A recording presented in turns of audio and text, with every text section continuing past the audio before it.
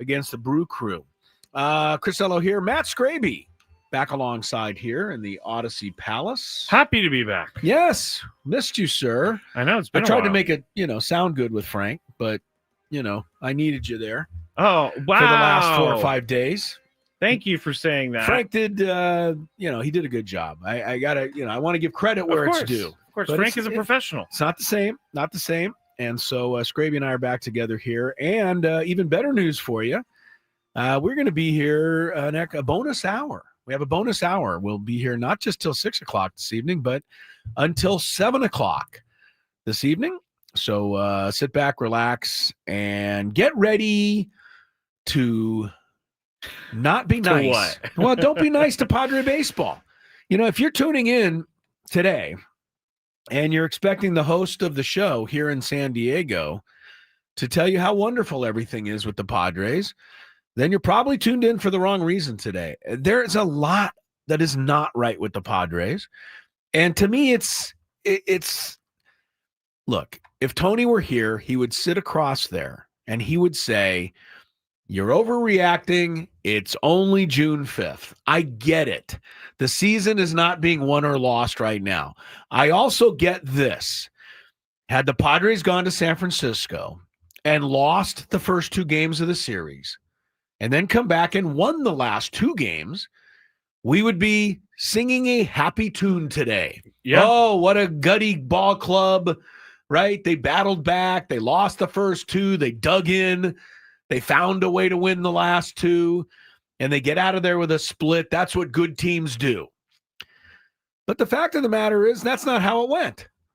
The way it went is that they stole 2 games, basically, and then let 2 games get away that I think they should have won. We know they should have won last night. They were ahead 5-0. And today was a little bit more of a toss-up, but right, definitely should have won yesterday. Look, they made enough mistakes today to last them the rest of the month of June. And guess why I'm here? To point them all out to you. People are going to be happy with you today, I think. Well, I don't know if they are, but I'm just saying, look, here's the thing with the Padres, and it's pretty simple right now.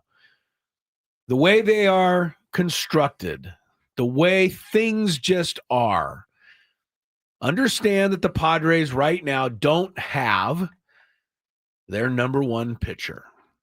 The Padres have never had, this year anyway, their number 3 pitcher.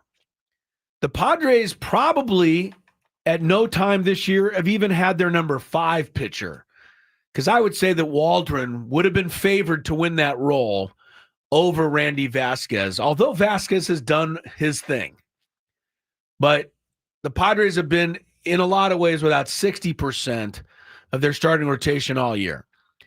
The Padres have been without Jackson Merrill for a month. They've been without Jay Cronenworth for a month. They've been without Luis Arraez for a week, and it might be longer this time or less. Who knows how long he'll be out, but he did leave today's game. If you didn't hear, they said something about soreness in the back of his knee. Yeah. That said it's... I'm no doctor, but that normally means some hamstring type issue when you're sore in the back of your knee. But again, I'm guessing. I did stay at a Holiday Inn and Express, but that's normally what back of the knee means. So, hamstrings are never great. Hopefully it's something different. We'll see. I haven't signed on to my camera yet. Sorry, Okay, I've been too busy coming up with things to say. No, it's okay. Negative about the Padres. I think Arraez is going to be gone. The team has no catcher. It is automatic that they're going to get 0 for 3 or 4 with 3 or 4 strikeouts from the catcher every night. Now, can they overcome it? Sure. Most teams in baseball kind of have to, unless you're Will Smith or unless you're, JT Realmuto. Maybe JT Realmuto, and he got hurt yesterday. Oh, yes. There aren't many catchers that are, slugging a whole ton for you. But the Padres pretty much they might as well almost have the pitcher bat ninth. It's about the same. The Padres don't have a left fielder. This is a position that matters in Major League Baseball. You cannot go where you want to go if you don't have somebody to do something in left field. It's too important of an offensive position You could put Gavin Sheets out there and get some offense, but then he's likely to hurt himself beyond recognition. And as I've said, and I tried to tell Tony the other day, I think it's irresponsible to put him in left field. Tony would not agree with me. I kind of agree with Tony on that. You agree with Tony? I don't think it's irresponsible. Oh, I don't think it's a smart move. Okay. You've seen him, and you made a great point during the round table this morning that if Gavin Sheets hits the wall again or falls in the outfield or pulls a muscle, then they're going to lose his bat for even longer. Well, so that would be the point. reason that I wouldn't want him in left that's field. why it's irresponsible. You can't take a chance. See, irresponsible means that they're putting him out there knowing that it's the dumb thing to do. But I don't think they have another choice. Pretty much the dumb thing to do. I think he's proven it. Scraby, it's not that he ran into the wall. It's how he looked running into the wall. He did not look like a left fielder. He looked like a fullback. I said the same thing. Gavin Sheets is what he is. I love what he is, but I don't want to use him for what he isn't. I can agree with the fact that he should not be in left field unless they have major catastrophic injury. Look, they seem to agree with me because since he's come back from the wall incident, he has either been at first base or DH, and they have put Lockridge or Wade in left field. And that is what you have until you're able to do something about left field. Your right fielder doesn't seem like he's had a hit since the month of April. I thought he had that one today. Yeah, so did he. Are you going to rip him for that? What? Flying out to center field? No. Flipping his bat? No. Okay. Didn't cost anybody anything. Because I was going to fight you on that. Didn't cost anybody anything. Now, if the ball bounced in and he ended up at first base because he was celebrating, then yes, I would be critical. But no, there's nothing critical about that. He thought he hit a home run. He forgot he's in San Francisco, where it's a long way out there. Let me give you a stat real quick before you move on. Okay. From the Twitter account Letters to AJ. Before today, only 14 batted balls in the StatCast era were hit with exactly 108 mile an hour exit velocity, 23 degree launch angle, and a straightaway trajectory. 13 of those home runs, one double. Tatis's 8th inning barrel was the 15th ball, first to ever lead to an out. Really? Yes. Okay. That's bad luck. As far as I'm concerned, that's over analytics, but yes, it underscores the point that he thought he had something there. Yes. As would most batters. When he flicked his bat, I thought the Padres had the lead. So did Brandon Lockridge. We'll get to that a little bit later. Anyway, Fernando can't hit right now. Jackson Merrill can't hit right now. I don't know what – I mean, all of a sudden they're throwing fastballs right down the middle, and he's missing them. And for a month prior to his injury and even for the first week after his injury, you couldn't get him out. Nobody could. And now all of a sudden he can't do anything. So they don't have a shortstop. Bogarts is out. We don't know how long he'll be out. This team has a lot of issues. Okay. So having said that, let's go back to the last time the Padres blew out an opponent. Yes. Unfortunately, Cher must sing for this. The last time the Padres had a blowout win was almost a month ago now. What? May 10th, 21-0 at Colorado. It was almost a month ago? It was May 10th. This is June 5th. Pretty close. Since that time, the Padres have lost 2, 4, 6, 8, 9, 10, 11, 12, 13 games. Since that time, the Padres have won 7, 8, 9, 10. So they've won 10. They've lost 13. That's okay. It's not what you want, but every team goes 10 and 13, even the best of teams. But if you look a little further into that, of those 10 wins, 5 of them were by 1 run. Skinny of, chinny chin chin just slid through. 4 of them were by 2 runs. So you didn't have a whole lot of breathing room in those. The only one in the last 23 games that the Padres have won by more than 2 runs was May 14th against the Angels. That was 5-1.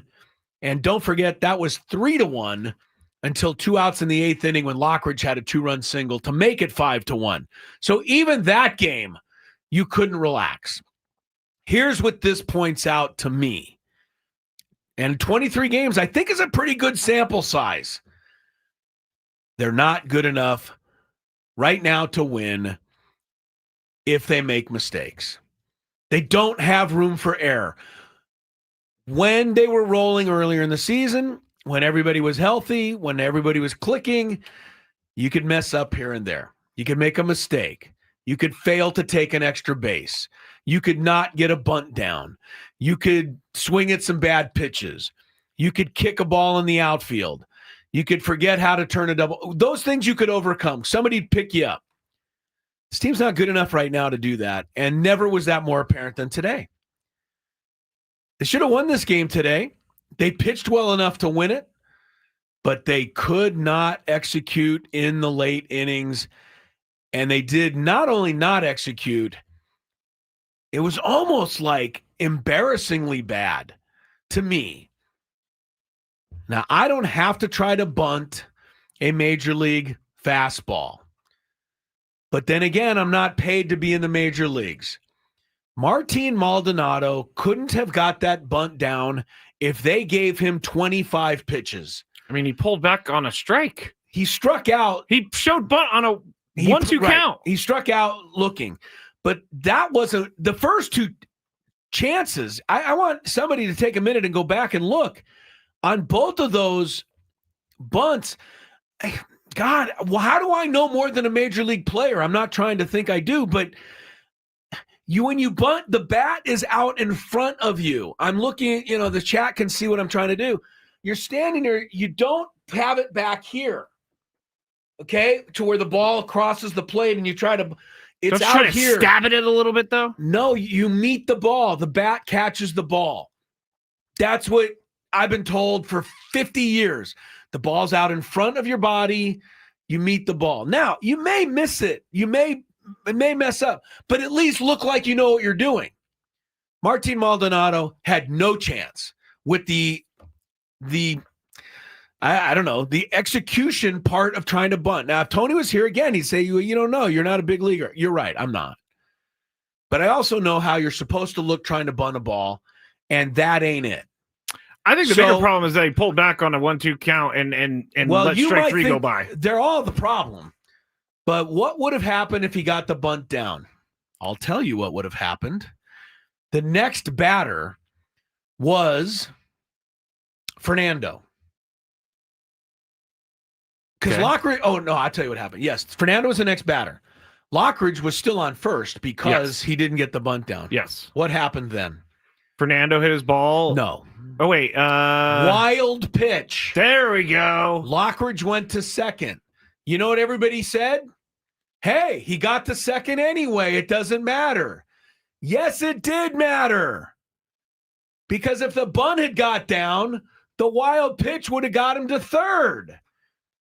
Fernando's fly ball, he could have crawled home to tie the game. Yeah. This is why they lost today. They're not good enough to overcome these small errors. Lockridge didn't tag up on that fly ball. That was a bad base running play as well. But that didn't turn out to matter because had he tagged and gone to third, Wade came up and struck out anyway. But it still does underscore what is Lockridge doing. It's a fly ball to so deep center field. If that ball bounces, Lockridge walks home anyway. Mm-hmm. You don't go 3/4 of the way on a fly ball that might be caught. It's terrible baseball. I hate terrible baseball. Don't even ask me what I thought of Jose Iglesias. We'll get to that later. I don't understand that. Is there anybody that I've had more fun and love and I'll back him up to the end of the time? But I don't get that. Can't have a brain cramp like that. Yeah. I would like to know if I'm going to go look and see if there's any quotes posted after the game about that. Go ahead and play some traffic. Just to interrupt my flow. Get Ross Traffic Center, protecting San Diego after accidents or injury. Here's Kelly Danick. Traffic is sponsored by Jack in the Box. Just a couple things to mention here. Southbound 805 at Governor got a 3-vehicle accident over the right shoulder and a hit and run crash. Northbound 125 before the 54. Those cars are over to the right shoulder. Get so much more with the new T-Pain Munchie Meal at Jack in the Box, including your choice of burger or chicken tater melt, plus curly fries, a taco, drink, and new stuffed cookie. Auto-tune not included. And Kelly Danick with Gwynn and Chris, San Diego's #1 sports station, 97.3 The Fan. All right, we will get more in depth into all of these mistakes in our notes on a scorecard segment, which is about, what do you want to say, a half an hour away? Something like that. Yeah, something all like right, that. so we'll get back into all of this stuff. There's one more guy besides the obvious that I'm really upset with. Let me think. Number 1 is Iglesias. That was no excuse. Number 2 is Maldonado. I can't stand that you don't even look like you know what you're doing trying to get that bunt down.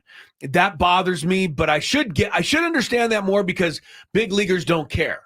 They swing the bat, they're all going for home runs, and they don't learn how to bunt anymore in the fundamentals. I get that part of it, but that cost me a game today.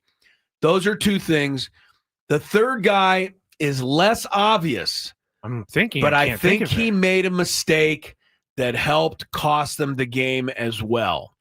I won't tell you who that was or what it was until we get to the notes on a scorecard at 5:30. Wow. Giants 3, Padres 2. Padres settle for the split. That in and itself is okay. You know, I'm not complaining. You went to a good team. You went 2-2. But as I said, had you lost the first 2 and won the last 2, we'd be extolling your virtues. This way, we're not. And the truth of the matter is, it shouldn't matter how it happened. It was 2-2, and you move on to Milwaukee, and you try to win that series. The best thing about this is that it's June 5th, and they have plenty of time. But you're absolutely right. They have no room for error. Yes, that's the difference right now. Yes. And you think, it's just annoying to me that they won the games that they shouldn't have won, and they lost the games that they should have won. They've been doing that for a while, actually, lately. I know. And some of those hits that the Padres had today, they got a hold of them, but it seems like always the warning track power. Except for Manning. San Francisco is tough, kind of famous for that. Yeah. Ask Willie Adames, who probably wishes he would have signed anywhere but there. Dodgers came back to beat the Mets 6-5. Arizona got 7 in the 9th to beat Atlanta 11-10.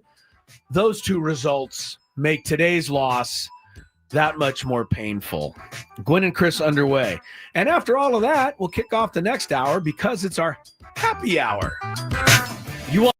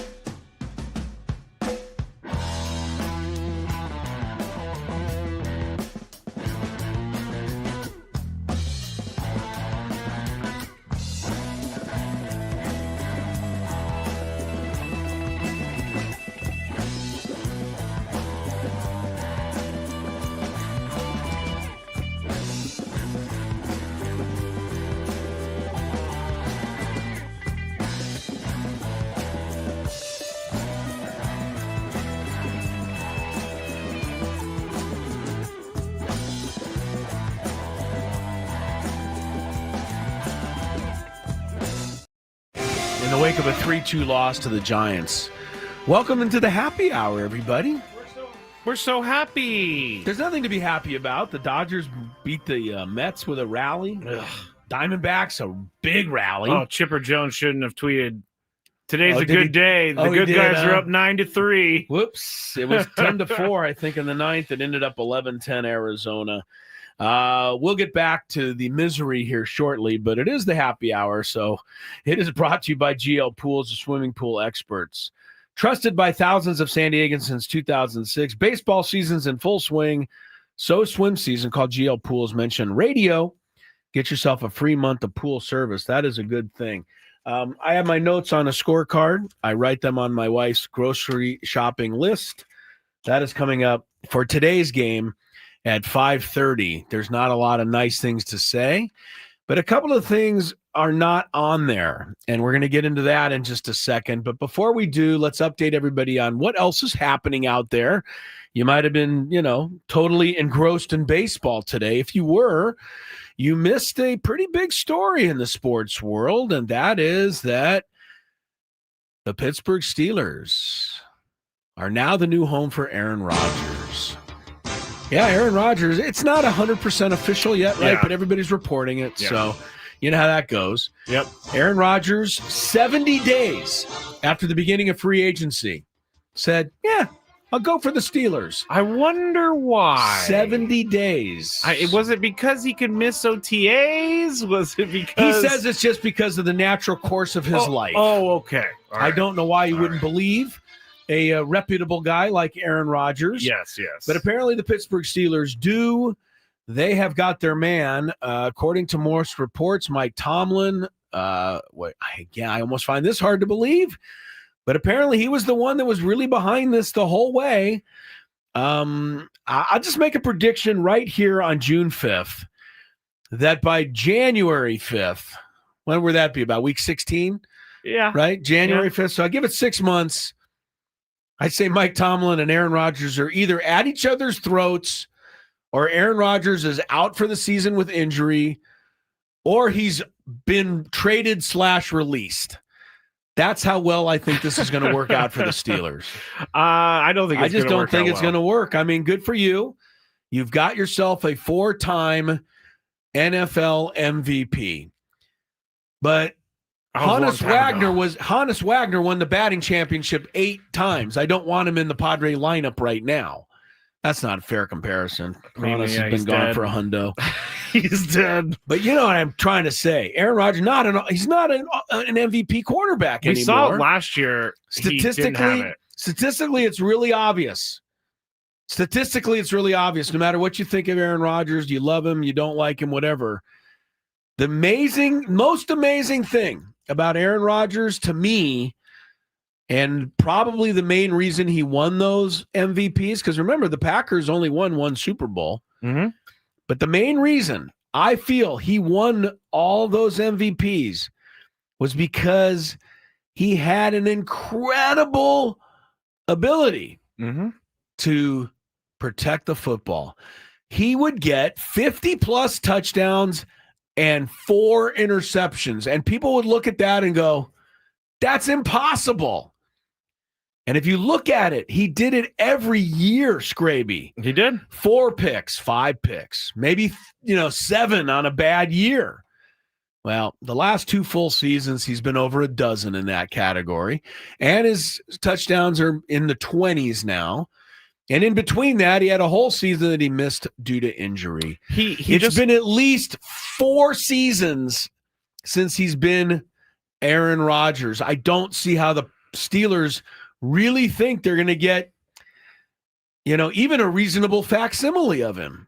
Ooh, facsimile. I didn't expect the word facsimile today. I didn't It's either. on my bingo card. There it goes. I think that Aaron Rodgers is missing one of his best attributes, which is his ability to run the football. And he can't do that anymore. And so he doesn't have the bailout. They don't have to think about him running anymore. It's too easy to just you don't even need to spy a guy on him anymore. You could play defense and not worry about Aaron Rodgers running the ball at all. Aaron Rodgers' top quarterback rating season was 2011. Okay. That's 122 that year. Mm-hmm. That's 14 years ago, though. That's a long time. His last 3 years, quarterback rating 91, 39 when he was hurt, and 90 last year. That's not cream of the crop quarterbacking. So anyway, Steelers, Aaron Rodgers, everyone will be talking about that for a while. The other thing that's happening, the NBA Finals are starting here.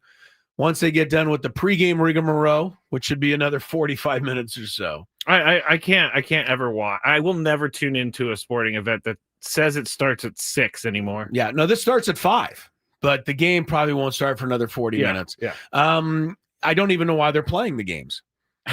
Everyone says Oklahoma City's going to win in 4 or 5 games. And I mean everyone.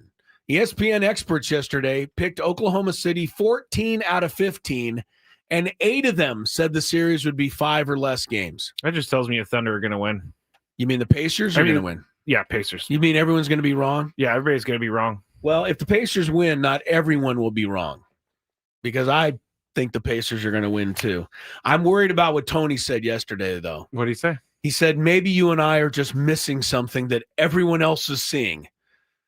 Could be. I mean, but what is it? I don't know. I don't know what it is, because I think the Thunder are good. I don't think I'm ready to crown them as one of the greatest teams in the history of the sport yet. We'll start finding out tonight. The Stanley Cup playoffs, by the way, got under last night. And if you don't like hockey, I can't change your opinion. But, man, that was about 3.5 hours of great stuff. I didn't watch the game, but I will say that I do love playoff hockey. This is overtime. You got teams just knocking each other around for, 80 minutes of hockey, 3 hours plus, 19 minutes into overtime. I loved it. Edmonton won game 1. All right, back to the Padres and a 3-2 loss to the Gigantes today. Please understand, I think I'm the one that usually tells you all, and I'm also the one that tells Scraby to not get too up, not get too down, right? It's a long season. Yeah. Today would be a day where you'd feel down. You know, you thought you were going to win this series, and it didn't happen. I'm not either up nor down in terms of this team. I believe in them. I think they're going to get where we want them to go eventually in the end. But that doesn't mean that I can't recognize where they've got to clean some things up. Yeah, I think it's fair. And we talked about, some of the base running and bunting execution and things of that nature today. We'll get into more of that in the notes on a scorecard. There are 2 players right now, though, that maybe 3, probably 2.5, Okay. that are standing out and are starting to gather the ire of the Padre faithful. Let me first say that if you're ready to pass and move on from either or Jackson Merrill or Fernando Tatis Jr., you do not qualify as a Padre faithful. That's fair. These guys are either going to get the Padres one of these days, the parade that we all want, or they're not. But make no mistake, these are the guys that are going to do it one way or the other. The Padres are not benching Fernando. No. They're not offering him in trade. No. And they're not ready quite yet to give up on Jackson Merrill. Yet. They should be like a million miles away from giving up on him. Of course, I'm saying that tongue in cheek. Okay, good. I'm saying that to the people that are like, we got to get rid of Jackson Merrill. They figured him out. Since he got back from this break, it's over. I've said this, the injury, etc. I've said this hundreds of times on the Scraby Show. I was going to say millions, but I can't. Probably not quite there. Yeah, hundreds of times though. If we're going to cheer for Jackson Merrill when he's good, we have to wait him out when he is slumping, which didn't happen much last year. So I think this is why it's so surprising to us right now that he's slumping as bad as he is, because he's striking out. And it's like 3 pitches. It's not even close. Like he went down on lost. 3 pitches twice today. The third time up, he got 1 ball on him, and I was like pleased. He's in a major, he's in one of those things. Last 20 games, Jackson Merrill is hitting .205. That's even better than I thought. He's got 16 hits and 78 at bats. In those 20 games, he has only 3 games where he's had multiple hits, In those 20 games, he's hit 1 home run. Prior to that, he was hitting 467. It was incredible. They couldn't get him out. Now, No. that wasn't going to keep up. No. But this has been a, deep, steep drop. This is his first real professional baseball slump. Absolutely, and it took a lot longer than most guys. Yes, it did. Here's what I would do. They're not going to ask me. But I might slip him down to 6th or 7th for just a week so he can relax and get out of the cleanup spot. I know he wants to be there. He wants to be the guy. But guess what? When you want to be the guy and you're struggling, the combination of those two teams, to me, normally makes you try too hard. Yeah, It's I would human agree. nature, right? Yeah. I'm the guy. I want to be the guy. Here's my spot. I just signed a contract. And I don't even think he thinks that. Jackson's not that way. He just wants to be the guy. He wants to win the game for you. I like it. But when you're struggling, plus that, to me, it leads to a little extra stress. So anyway, I don't know that they can afford to do it, though, because they don't have anyone else really they can put forth unless you want to just move Gavin Sheets to 4th and drop Jackson somewhere. That's number 1. Number 2 on Fernando. Fernando's average in the last 38 games, almost a quarter of a season. Yeah, I grant you. That's a good solid size. I grant you. 38 games, his average has gone from 360 to 273. Almost a 100-point drop. He's got 5 home runs in those 38 games. That means there's 33 games he doesn't have one, right? I get it. But again, what ideas do you have out there? And where's your upgrade for Fernando Tatis Jr.? There is none, Chris. Stop complaining and just expect, as we all do, that Fernando is going to start raking again. But this is how it goes. And he's mired in it. There's no question. People are like, take him out of the leadoff spot. Really? I know Woods feels strongly about this, so I don't want to try to, toss aside his beliefs because Woods is a good baseball fan too. But I don't see how you can take him out of the leadoff spot because the only other option, really, unless you're just going to, flip the lineup completely around and put Maldonado start putting Tyler off. Wade for, yeah, right. Unless you're going to go bananas. The only really other option is Luis Ariz. And I hate to say it because what a fan I am of this guy. He's maybe the worst leadoff hitter in baseball if he's there. He cannot walk and he cannot steal. Those are two things that I believe are an absolute requirement for a leadoff hitter. So I don't think Ariz is the answer at leadoff. So Fernando stays and he starts hitting and he starts electrifying the ball club the way he did in April, and we'll be fine. Don't mess around with it. Just wait it out. That's what you have to do, and I think they will. No one wants to hear us say wait it out, but that's the only thing that we can do is wait it out because we've seen them be great this year. We've seen them be mediocre this year. We've seen them win games they shouldn't win. We've seen Fernando be great for his whole career with the Padres. Yeah. There's no reason to beve that's not going to soon be happening again. These hitting droughts, as I've learned over the years, they happen. And it seems like it happens to the Padres a lot, but I'm sure that it happens to the other teams as much as it happens to the Padres. Because they were leading the league in batting average for 50 games. Yeah. Well, since the 21-0 win over the Rockies, they have the second lowest average in baseball. See, that's what I don't understand. Like, how does that happen? How do you just completely flip sleeping one night? Like, you come to the game the next day and you can't hit now? Don't bring up sleeping. Why? Michael King might be listening. Oh. Well, all I can say about flipping, as you just termed it, the good news about that is you can flip back to being good again. Yes, exactly. For no reason. Yeah. So, and the answer is not to fire the hitting coach. The answer is not to do any of these moves that people may want to see. Well, I don't think that's going to help at all to fire the hitting coach because he's been pretty good. Did we trade Jason Adam yet, by the way? No, we haven't. But he took the loss on his shoulders last night.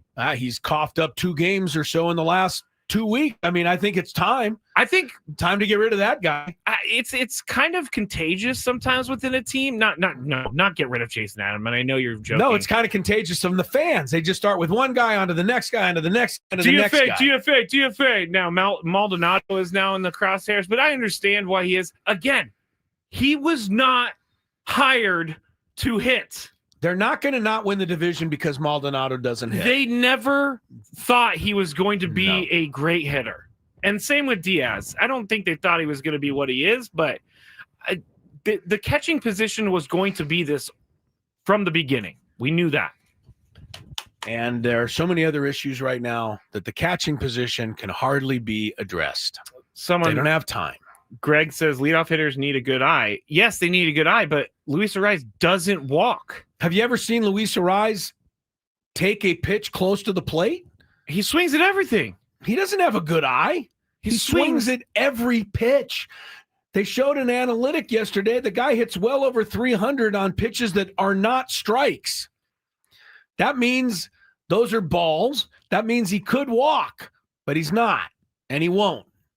He's not the leadoff guy. I think Luis Arraez, like I'm a huge Luis Arraez fan, and so are you, and so is everybody else. But if he cannot hit in the 300s, high 300s, 320, 325, compete for a batting title, then he's not a good player. He's not a valuable guy. Valuable is what I should say. He's not valuable unless he starts hitting 325 again. And right now he's 281. That's not enough. And everybody argued with me before the year. They need to get rid of Arraez. They need, and I'm not saying that they're right now, but when Ben said this morning on the roundtable that Luis Arraez is being paid $14 million this year, it kind of floored me a little bit because I forgot about that. That's an overpay for what he's performing, what he's doing right now.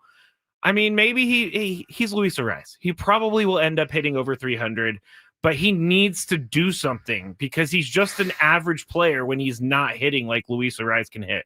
Here's the problem for Luis Arraez, and unfortunately, pretty much for every other Padre, and we'll pick up this conversation on the other side.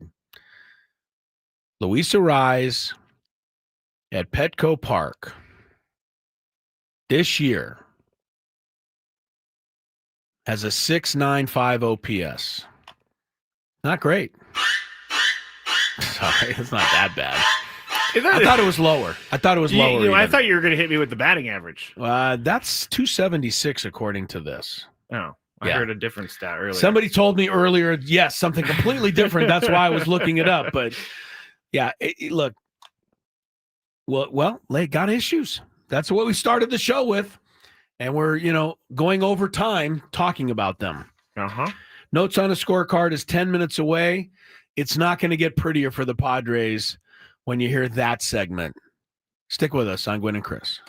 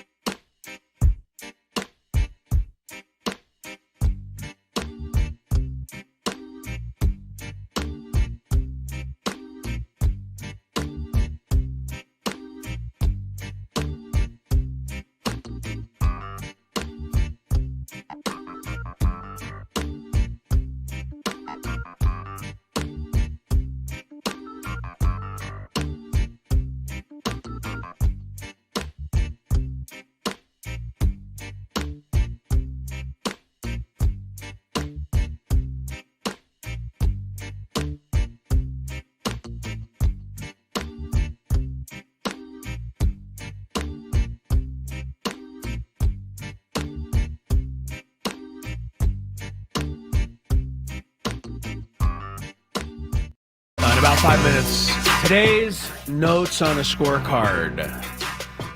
These are the little things that I scribbled down while I watch Padre games on my wife's grocery list. I'm kind of scared for today's. Yeah, they're going to be harsh. And included is criticism of a player that you are not thinking you I'm gave going me to a be critical hint. of. Criticism of a player you are not thinking I'm going to be critical Am I going to of. be angry that you're critical of this person? You might, Okay. but I'll back it up the way I normally do. I just confirmed who our Friday guest is for tomorrow. And Sean Reynolds. Sean Reynolds, who He's been huge lately. throwing up some goose eggs. 3 He'll be innings on the other night. That's a big deal. He'll be on the program tomorrow. Padres are in Milwaukee. I heard there was a big arrival party for the return of Tony Gwynn Jr. to Milwaukee. Do you think they even bat their eye when he No. walks in anymore? They don't know he's there. No, they don't. But we do, and we'll give him a hard time about it. Yes. Padres and Brew Crew tomorrow. I believe Randy Vasquez is on the mound tomorrow for the Friar. Uh-oh. For Did you, you- at least. I've lessened my Really? lately. Yes, he's been throwing strikes. Okay. Throw strikes. I don't that have is an what you uh-oh. wanted. It's what he. The thing is when he does it, at the end of the game, everybody goes, "Wow, is he good?" And when he doesn't, he looks bad. It's very simple. Last game, he walked a few guys and he struggled, but I thought he was getting squeezed by the home plate ump last game too. So we'll see how it goes tomorrow for Randy and the Padres. One quick thing: Women's College World Series. I only have a moment for this because we're at the bottom of the hour. The game last night, a couple things happened. One, a player on Texas Tech tried to steal second base. The shortstop from Texas caught the throw, reached over and tagged her going by. She was out by 25 feet. And they challenged the ruling and said that the player for Texas, the shortstop, was blocking the bag. And they overturned the call and said the runner was safe. All I can say to women's college softball officials and umpires and replay people, you're kind of embarrassing yourself by making those kinds of calls. It Yeah. was awful, and it cost them a run, and Texas Tech took the lead. But Texas won the game on a 2-run single in the bottom of the 6th inning by a gal who was being intentionally walked. What? Yeah, they threw the ball down the middle of the plate And she instead of swung? outside. She hit a ground ball single for 2 runs, and Texas won 2-1. Wow. So maybe it was apropos in the end. That's kind of crazy. It was a little crazy. Game 2 of that series is tonight.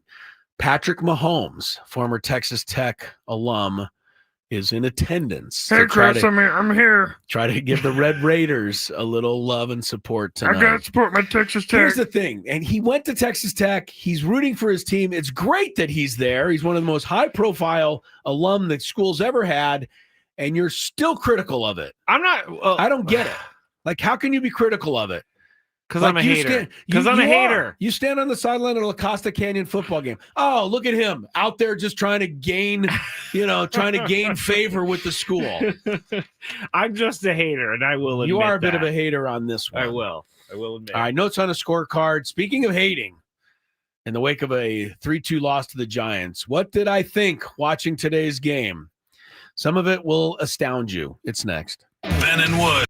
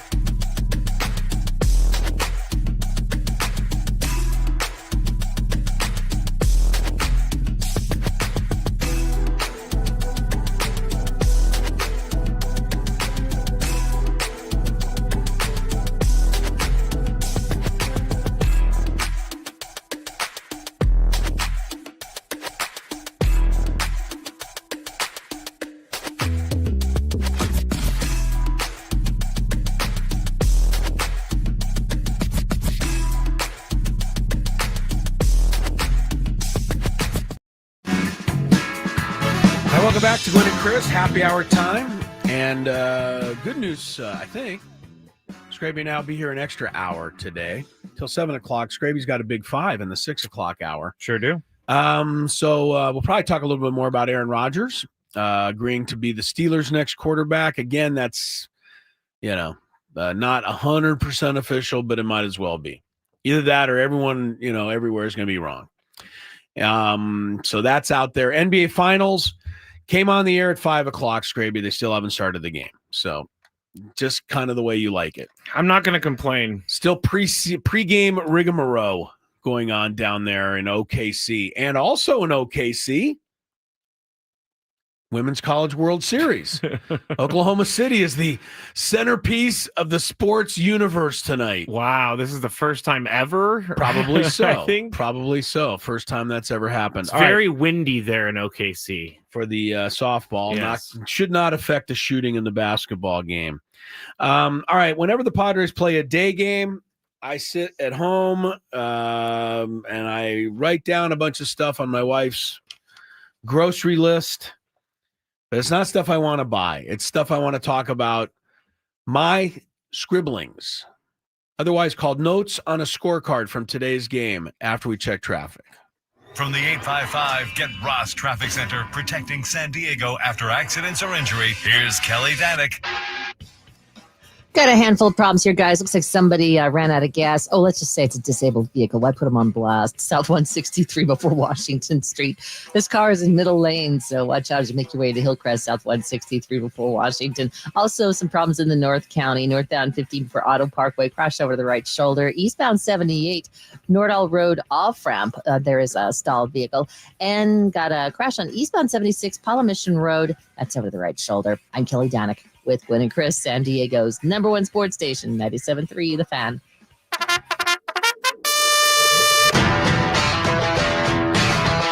What did Chris like? What does Chris want to clean up? Observations written on a grocery list. Notes on a scorecard starts now. Yep, it's the notes on the scorecard. All right, Padres are going to lose to the Giants today, 3-2. Here's stuff I wrote down. First thing, this got to be one of the stats of the year that we didn't expect. And it popped right up there on my screen in the bottom of the first inning to remind me. Dylan Cease has one win. He still has one. That is surprising. He did not get the win today. So that was my first note today. What to do about this? Anybody got any ideas? How about we take Dylan Cease out of the rotation and replace him with whom? People. I know people are concerned a little bit. I don't think he's been as good. He hasn't been anywhere near as good as he can be. I think he's been good enough as late. He's been okay lately. Here's the thing. He's not getting deep into games at all. No, his pitch count is a problem all the time. He threw a bunch of pitches today. It was a 90-something pitches. He was out of there in the 5th inning again. He's 1-4 with a 4.66. That's not what we expected. But on the grand scheme list of things for Padre concerns right now, Dylan Cease isn't even on not even on the sheet. I would agree. They have so many other issues right now. He's not losing them games. Dylan Cease, last 10 outings, he's allowed 2-2-2, 2-1-2, 3-3-3, and 3 runs today. It's not horrible. The problem is he's not getting, into the game long enough to pick up the win. Yeah. His ERA's gone from 7.98 to 4.66. So he's getting better. Yeah, I wouldn't be concerned with him. I think what we want, and hopefully we'll start to get, is the guy that, goes 10 Ks, 7 shutout. Yeah, the guy we've seen. They barely hit the ball. We saw that last year. What was that one stretch he had? Remember when he had his no-hitter? Yeah. And in and around that no-hitter, he allowed like 1 hit in 2 other games. Remember that? Yeah, he was incredible. Yeah, for a month, he gave up like less than 4 hits or something. Here it is. Last year, in July, he allowed 1 hit, no hits, 3 hits, 1 hit. 6 hits in 5 games. That's incredible. But that Dylan Cease is not going to return because that's just not doable. But anyway, on my list of concerns for the Padres, Dylan Cease doesn't even make the front page. Yeah, it's kind of crazy, but you're right. All right, first note. Give me this. You've been making me wait for this player that you're mad at. Sorry, you're going to have to wait. Let's go in order here. Padres got a huge break in the first inning today that nobody's talked about. They would have lost the game by more than 1 run. Jung-Hoo Lee hit a ball into Triple's alley that would have easily, and I mean easily, scored the base runner Ramos from first base. Yes. But it bounced over for a ground rule double. I thought of my friend Matt Scraby, who does not like the ground rule double rule. I don't. What did you think on that one? I thought it's a good thing. Good thing they had it there, right? I do hate the rule. I think it's crazy. What do you think they should do? I mean, should they just assume that the guy would you get can't a do triple? that. You can't do that. Yeah, I think you almost have to kind of do what you do, but I know what you're saying. It's not always perfect, but I don't know what else you do. Because it's like you could have either the speediest guy in the world that's going to get home from first, or you could have a Maldonado who you know he's make not. It anyway. So I get the rule. It's just it bothers me. It irks me. That was a big break. By the way, the NBA Finals is finally underway, and the series is over. Oklahoma City leads 7-3. Pacers go home. All right, so that was the first one. And then Cease, give him credit, took advantage of it and got out of the inning with 2 strikeouts. So they didn't score in an inning they could and should have scored. Runners in scoring position was an issue throughout the series. But the good news is it was an issue for both teams. Padres were 6 for 30 in the series, which is not very good, right? I mean, the runners in scoring position thing it's just been all year. Always going to be a thing, I think. But for everybody, we just pay more attention to it here. Giants ended up 8 for 35 in the series. Not a whole lot better. I mean, you want to talk about a bad loss? Let's talk about the Giants' loss on Monday night when they had Logan Webb go 8 innings and they Manny Machado had to basically save the game for the Padres. That was the second game. The first game it was 1-0. The second game, Manny saved with the 2-out single. Yes. But Giants Logan Webb was Monday night, right? Right. Okay. Here's the thing. The Giant fans could be sitting there on their sports talk show today bemoaning the fact they didn't sweep this series the same way we're kind of bemoaning it here. I got a text from a friend up there saying that they're making fun of Fernando for bat flipping. I don't have a problem with that. As you pointed out analytically, 14 of the 15 balls that have been hit like that at Oracle Park have gone out of the yard. Yes. That was the only one that didn't. Yeah. Willie Adames came to bat in the bottom of the first inning with a couple of guys on. He struck out. Willie Adames is hitting $198, which got me thinking of my all overpaid free agent team. Is that a thing? It is for me. You're accumulating one? No, I have one. Okay. Willie Adames is the starting shortstop, by the way. All the money and none of the production. Put Jock Peterson over at first base with 2 homers and a 131 average. I'm sure Texas is glad. The Dodgers overpaid for Hai Song Kim, who hardly ever even plays, even though he's finally been called up. Yohan Moncada. Why do the Angels spend any money on anybody, especially at third base? I hate to put this guy at catcher, but Kyle Higashioka has 1 home run and he's hitting .237, and I know he's been hurt, but that's what you get, if you ask me, for paying a ton of money for a guy that had 1 good year when the rest of his years were not good. Yeah. The career year, it's like with Jurickson Profar. He had a career year last year. I did not want to pay him. And it worked out. You didn't. Braves paid him, and he's on the all overpaid team. I guess someone called Sam today and said that the Padres need to trade for Jurickson Profar. He's due back on June 29th. Wouldn't that be something if they did it? I'm not saying they will. But he can't even play in the playoffs, right? I don't think he can play in the playoffs. Not for the Braves. Yeah. Can't I was going to say, okay, well, if that's the case, get him back over here. Other outfielders on the all overpaid free agent list. Michael Conforto's been a disaster for the Dodgers. Tyler O'Neill homered on opening day like he always does, but only one since then, and he's hit 188 for Baltimore, and he's hurt. I think Juan Soto and Anthony Santander can also land on this list. And if you want some pitchers, I'll give you Corbin Burns, Blake Snell, and Tanner Scott. That's a pretty good team right there. That's a really good team, and hundreds and hundreds of millions of dollars spent on those guys. Yep. We talked about this already, but I wrote it down. Lockridge and Wade are obviously going to platoon in left field until further notice because they're not going to take a chance with Sheets out there. We also talked about Arise. I was on my notes today. He is. You know what they call the hitter that either homers, walks, or strikeouts? They call that a true outcome. Yes. So is Luis Arise the false outcome? Oh. Because he doesn't do any of those three things. No, that's true.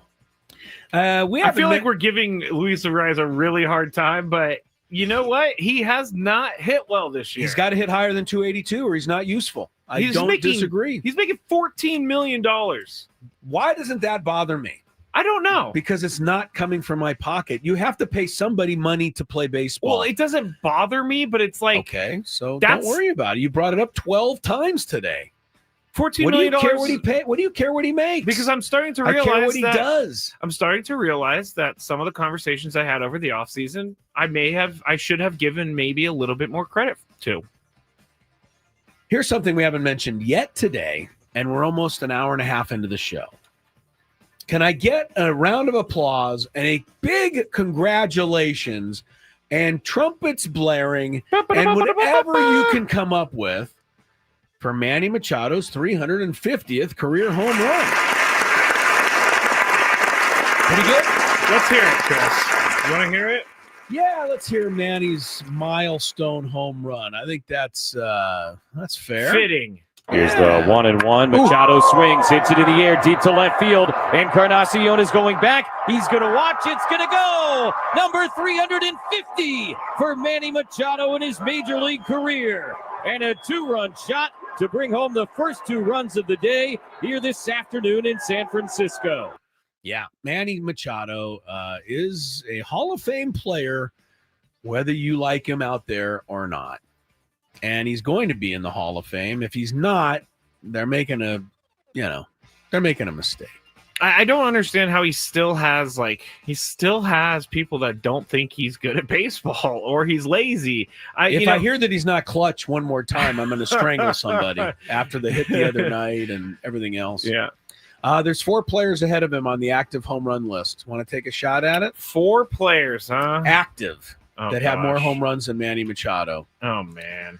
One of them's injured all the time. I should know that Actually, guy. 2 of them are injured all the time. Giancarlo Stanton? He's number 1, 429. I don't know. This other guy's injured more than Giancarlo Stanton even. Am I going to be like... What? Yes, you're critical of him all the time for his injuries. Not Zion Williamson. No, he doesn't play baseball. I don't know. Mike Trout, 388. Oh, okay. Goldschmidt, Freddie Freeman are the other 2. Manny's only 2 behind Freddie Freeman now. Congrats, Manny. That's pretty crazy that Freddie Freeman has that many home runs. How long has he been in the league? 352 for Freddie. He's been in the league for 16 years. Manny, 14 years. Wait, I'm sorry. Freddie Freeman has been playing Major League Baseball for 16 years? You got it. Wow. Biggest play of the game was not all the mistakes. It was Dylan Cease coughing up a second and third 2-out, 2-run double to Dominic Smith. And no, I'm not ready to put Dominic Smith in the Hall of Fame. The Giants signed him. He went 3 for 4 and had 2 RBIs. I get it. But those are game-deciding pitches. Yes. You get him out, the inning's over. You don't, you lose the game. All right, here's what I wrote for Jose Iglesias in the 7th inning. I wrote, and I don't know if you can see this. Let me take a look. If you want to watch us, go to YouTube, search 97.3 The Fan. No. Okay. I put an asterisk because I really wanted to make this point. Okay. And I said, in what world doesn't Jose Iglesias slide there? I don't know. I don't either. Like, I need an explanation before I can go to sleep tonight. Mudcat said on the broadcast, maybe he thought the ball was getting away from Adames. You still have to slide. He doesn't have any excuse in the world, and I appreciate Mudcat trying to stick up for him. He's on our club, and I love him, and I'll continue to root for him. But that just made no sense. You have a guy in scoring position with one out, down by a run. How huge is that play? It probably gets Robbie Ray out of the game before the end of the 7th inning. Instead, he finishes the inning because now he's only got one more hitter to get. Yeah. It was just, I don't get it. And then, again, we talked earlier, we can't make mistakes like this. All right. What else I got? Who's the player that you're mad at? It's going to be last because it happened in the 9th inning. In the 8th inning, we already talked about this. Maldonado, the bunt, was pathetic. The effort was terrible. The form was disgraceful. And then to finish it by taking strike 3. And that also cost you the game because the next pitch was a wild pitch. Lockridge would have easily gone to third. Fernando's bat flip, sack fly would have tied the game. Mm-hmm. Get a bunt down, win the game, just as you did Monday night. Not Maldonado. I think that was Diaz who got that one down. Or maybe Tyler Wade. I think it was T. Wade. All right. Here's the last thing. I don't know that anyone else is going to agree with me, but I have the tiniest bone to pick with, and I only hold him to this standard because he's the smartest baseball player I know. Manny Machado. And that is Manny Machado. Let's go back to the 9th inning today. He led off with a sharp single to right field. Okay. Next batter, Jackson Merrill, fly to deep center field. He did. What did Manny do? He did not tag up and try to go to second. He did not. And but does that happen a lot? No. Going from first to second no. on the tag. Okay. It doesn't happen a lot. And it normally is only reserved for really smart and fast base runners. Manny's not fast, but he is smart. And I think, because he ended up almost to second base, the ball was caught. He obviously had to run back. I get why he did that, because if the fall's in, he wants to try to score from first. I get it all. But if he had it to do again, I bet you that he wishes he had at least tagged up and thought about trying to take second on that fly ball. Oh, I don't know. I think we would probably just crush him for it because... You wouldn't be crushing him for it if he made it. You know why? Because Gavin Sheets' single on the next pitch would have also tied the game. That's an interesting thought. There was a lot of little things today that didn't go right, and they lost. Stuff to think about. All right. Thank you for that, Chris. Gotcha. We're back with the Scraby's Hour next. The Scraby's Hour. The Scraby Hour.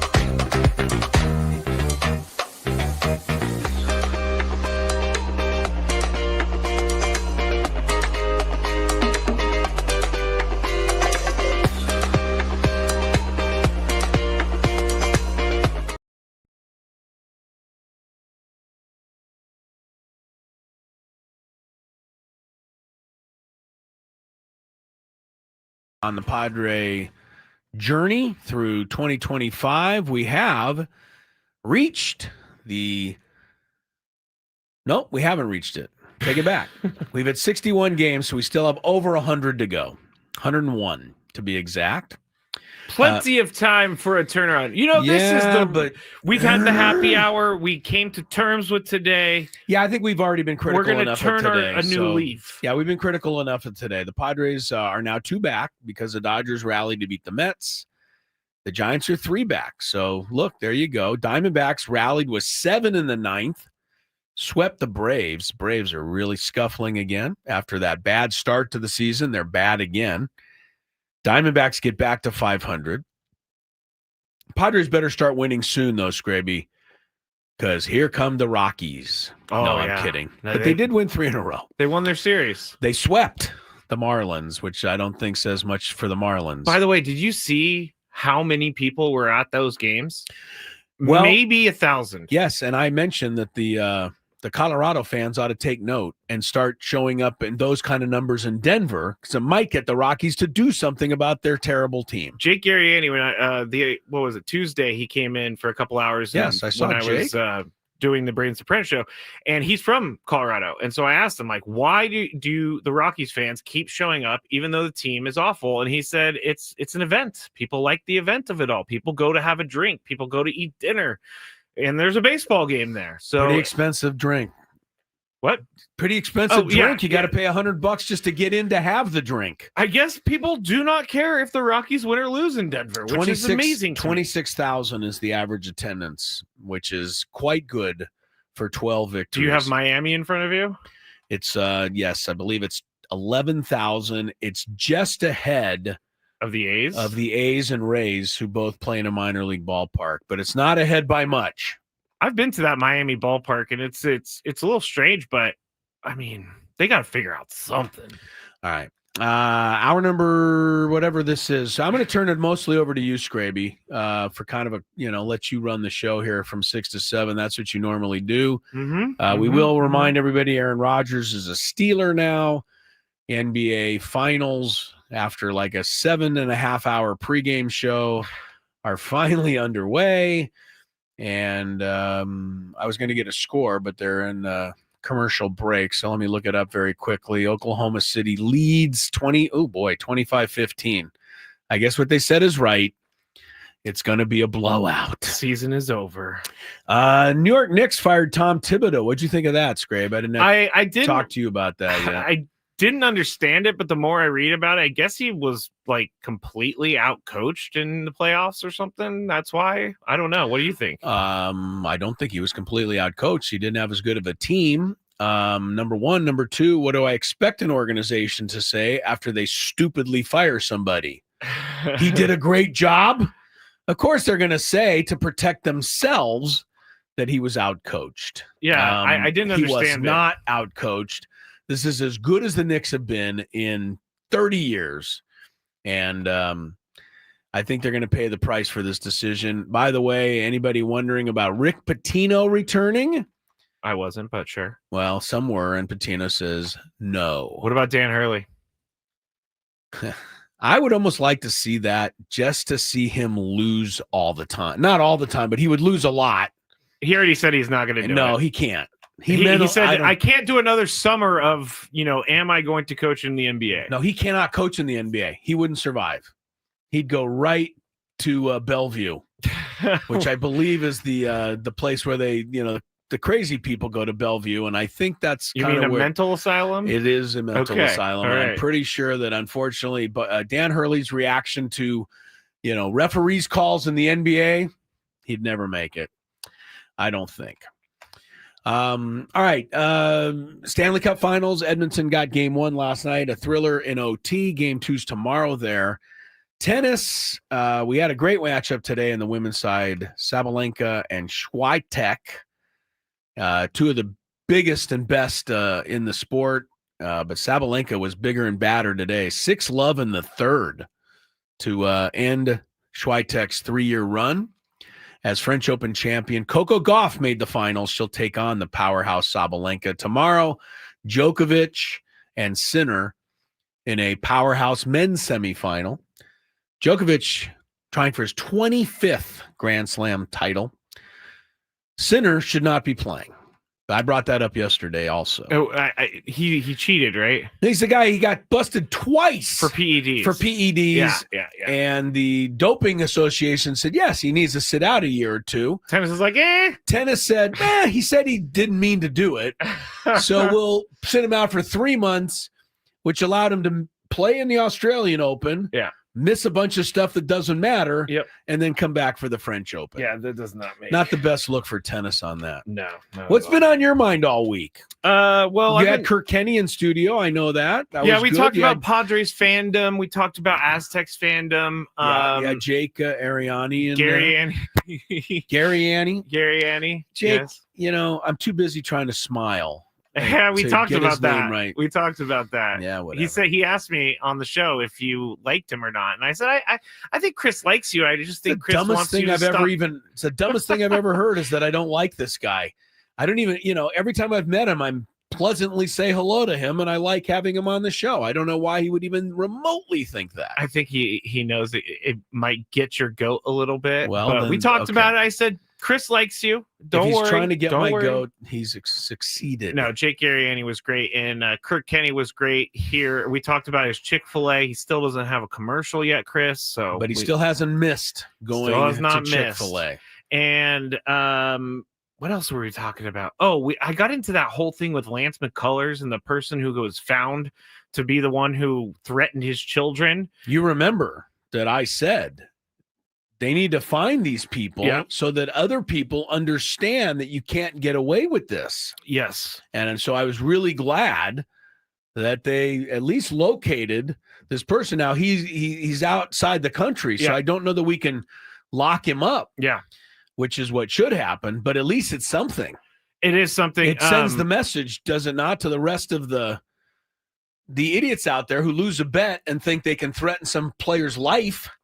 They're going to find you. The articles that I read were like, oh, well, he was inebriated. That's the word they kept using, inebriated. Oh, like that's okay? He was inebriated, and he really wants the authorities to pass on his sorries to the McCullers family. I don't think that's enough. I don't. Not even close to enough. But you can't do anything with a guy who doesn't live in this country. I mean, I guess you could go and contact that country and try to, but there's no use in doing that. I got into a big conversation because there's so many people, Chris. Every time we talk about these stories of betting, well, you guys do the Daily Gambit. And yeah, we do the Daily Gambit. But, and this is what I said the other day, we do the Daily Gambit for people to bet responsibly. We don't do the Daily Gambit to try and get people to lose their homes and bet everything that they have. But I'm more and more convinced that sports betting and the way that it's being offered, I would love to know where we're at in 30 years with this, because I think it's going to ruin a lot of lives. It already has. Yeah. Number one. Number two, the Daily Gambit has nothing to do with gambling. It has everything. We call it the Daily Gambit because we took after the name of the Queen's Gambit, which was a television show at the time. Yes. We don't gamble. We don't spend any money. We bring up games that we can talk about. The Daily Gambit is there as a vehicle to allow us to talk about some of the matchups that night and pick a winner. Yeah. That is why we have it. For those of you that think that means we're encouraging you to gamble, you're myopic. You're not even close to accurate. Yeah. So stop making the comparison. There is none. There isn't really a comparison. I said this, like, just because I can't drink anymore doesn't mean everybody has to stop drinking, because there are people out there that can drink responsibly, and it's easy for them. And there to are do some who can gamble responsibly. Exactly. They set aside money to gamble. It's their entertainment money, and that's how they want to spend their entertainment money. But I could see the same way you might go slope. to. Oh, I don't disagree. I'm saying some people can do it. Yeah, not many. Here's the problem. While we're on, go for it. Well, I'm going to, I have my psychological reasoning why gambling gets to where it gets. Should we wait until after the break? No, I can do it in a minute. Okay.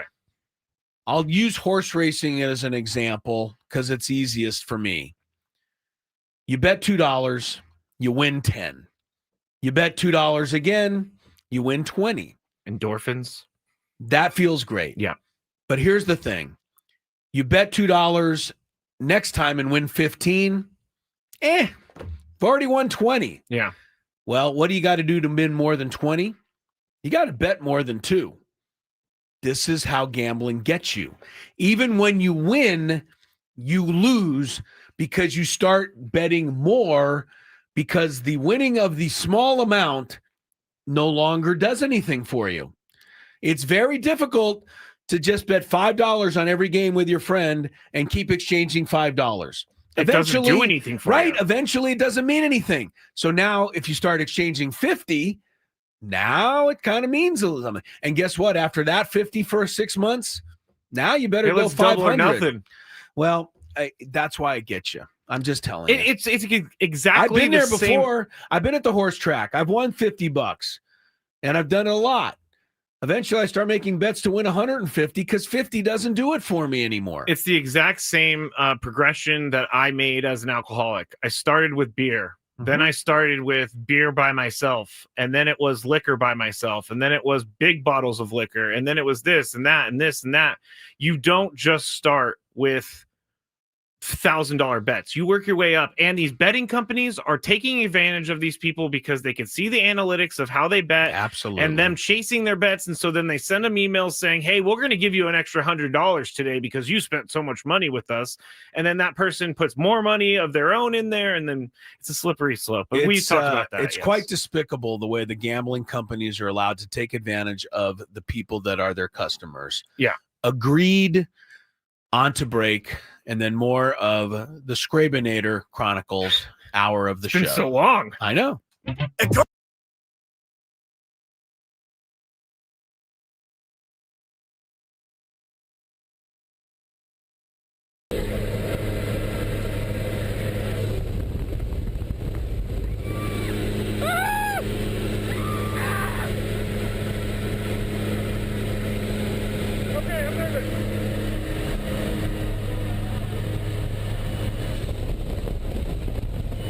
Stay low. Hands on the heart.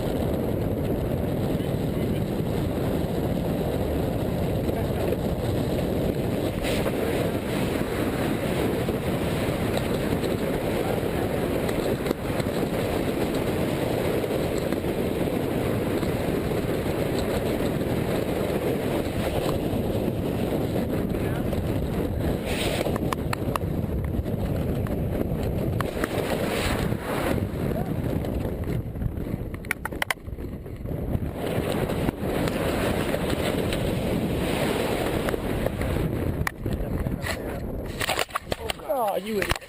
Right. Typical tandem student right there. I tried. I wrecked your good job, buddy. Fun, huh? You need help with anything?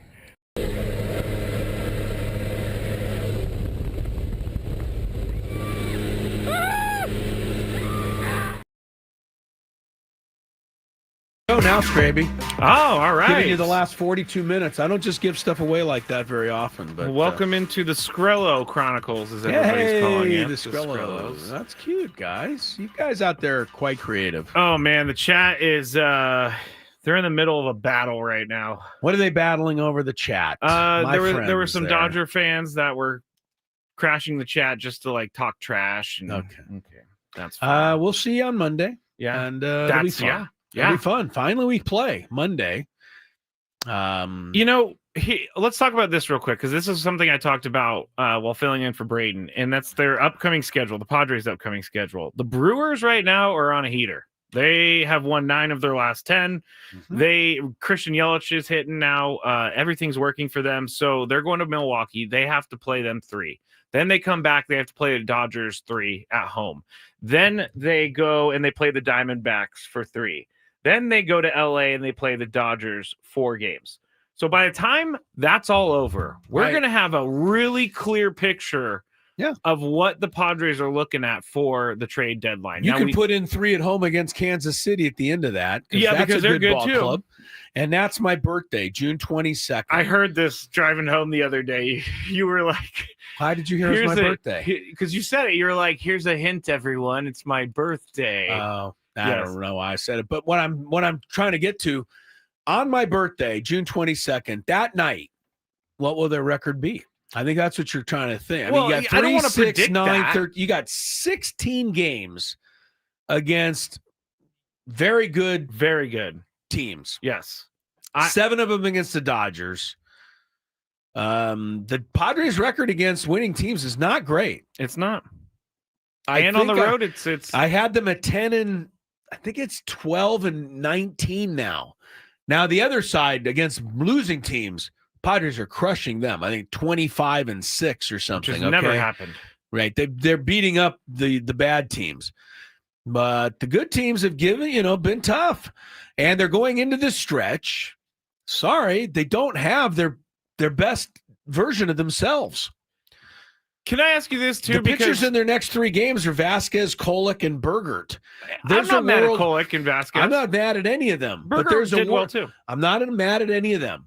What I mean is there's a world where none of those 3 would have been pitching at the beginning of this season. No, that's true. Before Waldron, Darvish, and now King got hurt. So you're not your best version of yourself going into there.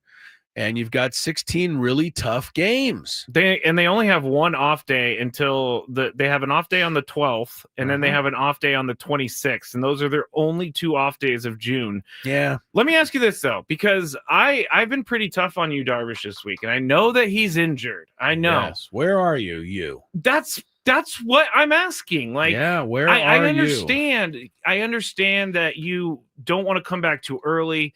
I understand they don't really need him right now, but don't they? Yeah, they do really need him right now. So don't say that they don't need him right now. They totally need him right now.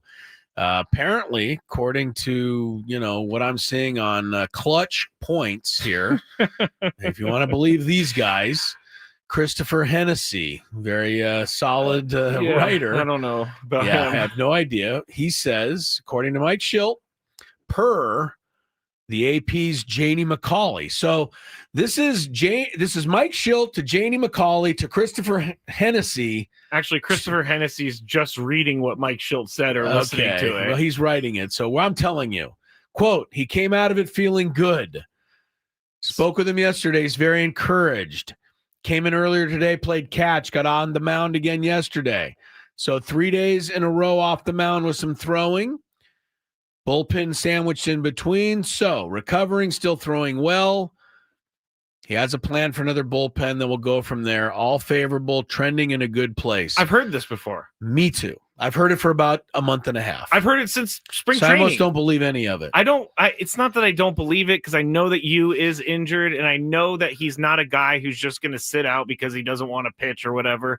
You wouldn't think so. But and I'm not going to put that out there at all, because I know that Darvish is a team guy. But come on, let's go. Where are you? Well, you're saying you're speaking out of both sides of your mouth. I know he's injured. I don't mean it in a bad way. You're saying he's injured. I understand it. You're right. But get in there. Yeah, exactly. So you're and I don't think that they can.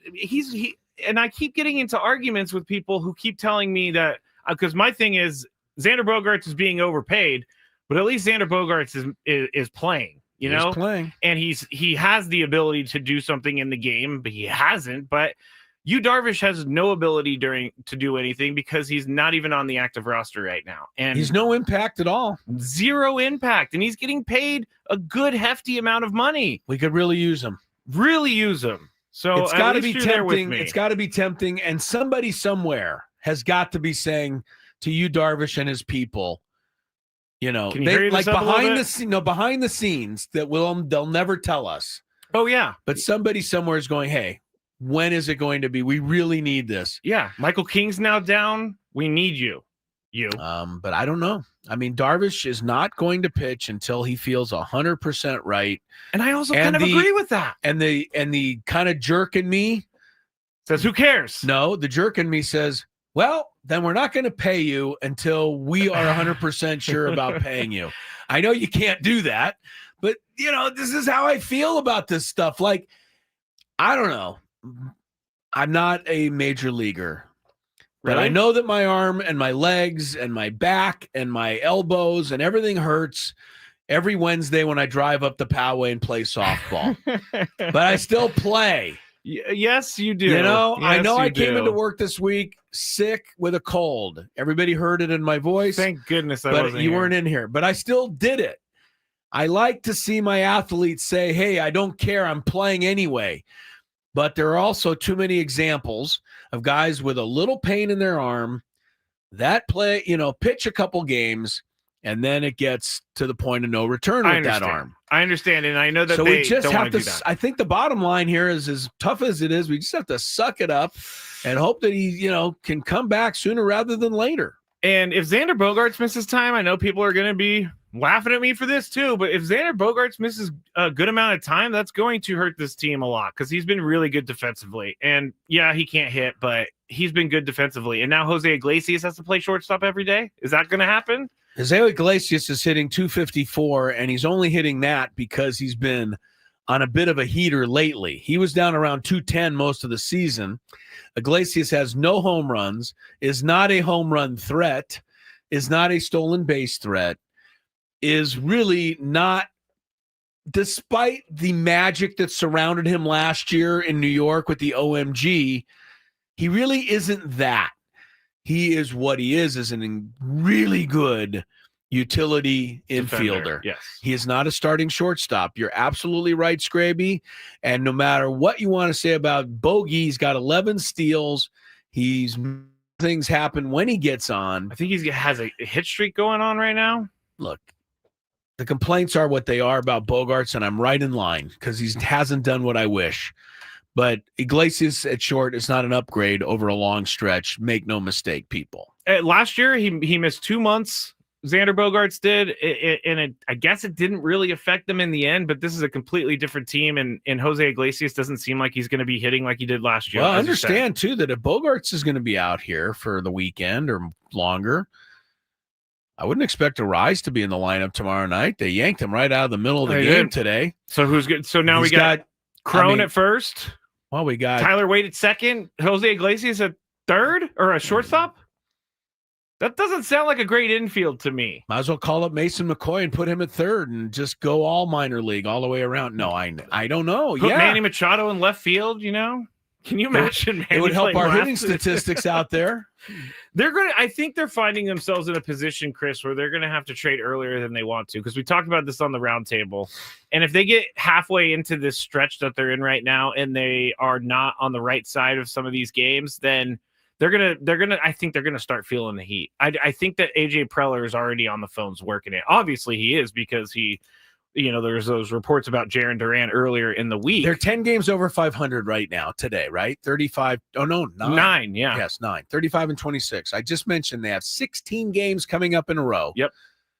7 against the Dodgers and all the rest against good teams. How much over 9 will they be 500 as I blow out the candles on my birthday? I think they're Can they I still think they're be 9 9? over. I think they hope- go 500 I'm going to say I hope they're 9. because it I could easily hope go the they're other 9. way. It could go worse. It could. They're not 100%. They're not hitting. They don't have the lineup. Their pitching is hurt and injured and not, together. Their bullpen has been hit and miss as opposed to lights out. Yep. It's going to be tough to go 8-8 over these 16 games. When in it the next rains, 16 days. It pours, Chris. It's All going right, to be tough. Good luck. we're going to get to the big 5 after the break, but I wanted to say that we have a prize to give away right now. What you got? If you call right now, let's see. What was Chris's secret irk from the game earlier that he held on to? What If you player listen- was I surprisingly irked at? Yes, thank you. Okay. If you call in and you were the first caller to get that correct, you will win a 4-pack of tickets to Sunday's SD Legion game versus Old Glory DC at Torero Stadium. Oh, glory. You feel the energy of pro rugby with the San Diego Legion. Get tickets at sdlegion.com. Call us right now, 833-288-0973. Be the first caller to know the answer to the question, and you will win those tickets. When we get back, big 5. And the Padres made a move today, and it had to do with someone who was caught betting last year, Chris. We'll talk about that in the big 5 when we get back on 97.3 The Fan.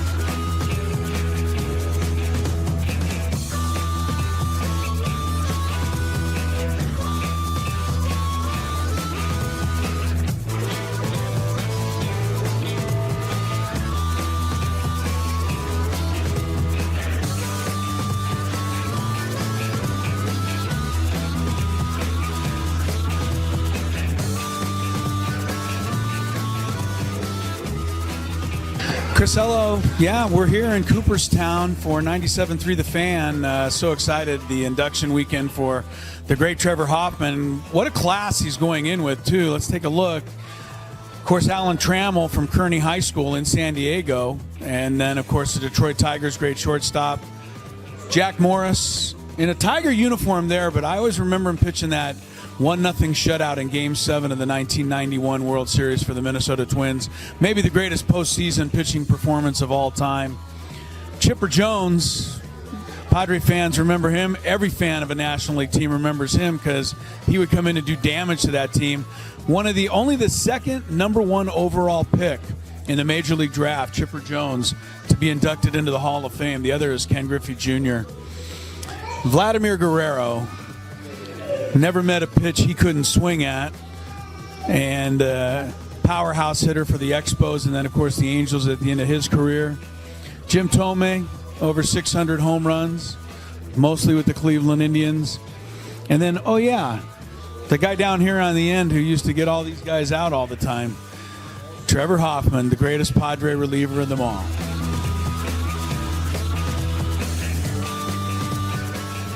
Two of the greatest outfielders in the history of baseball. Of course, you've got Babe Ruth right here. Ted Williams right over there. I was wondering who the third outfielder would be. And then, of course, it hit me.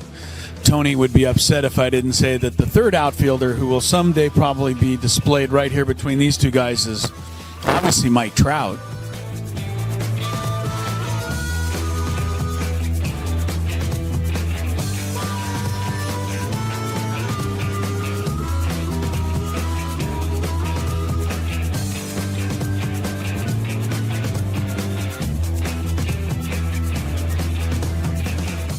And this is the San Diego Padres locker room here in Cooperstown. Obviously, a couple of jerseys there and hats, gloves, all-star stuff. I think the most interesting thing in this entire display, though, especially this weekend, is a picture in the top corner of Angus Young. He's the guitarist for AC/DC, wearing a Trevor Hoffman uniform, obviously playing Hell's Bells. I know that Trevor went to many AC/DC concerts and was honored by sitting in the front row to watch AC/DC play Hell's Bells in his honor. But there's a picture of Angus Young playing Hell's Bells for Trevor Hoffman, wearing the 51 jersey right there.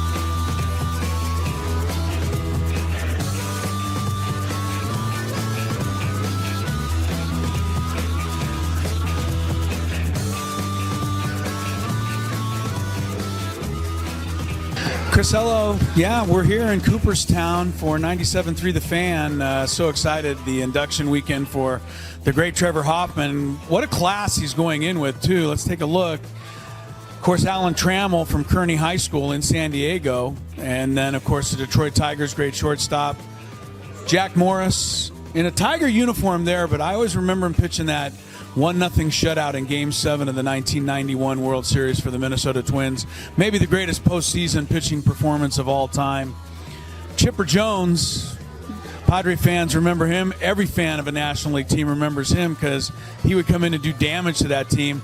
Only the second #1 overall pick in the Major League Draft, Chipper Jones, to be inducted into the Hall of Fame. The other is Ken Griffey Jr.